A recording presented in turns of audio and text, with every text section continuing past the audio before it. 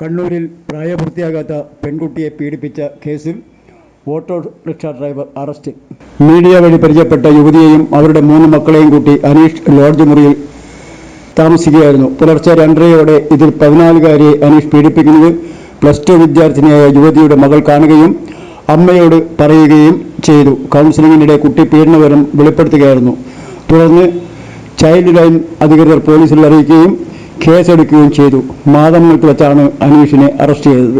നിങ്ങൾ അറിഞ്ഞോ, ആഴ്ചയിൽ 500 രൂപ വീതം ഫീസ് അടച്ചുകൊണ്ട് നേഴ്സാകാം. 100% ജോലി ഉറപ്പോടുകൂടി.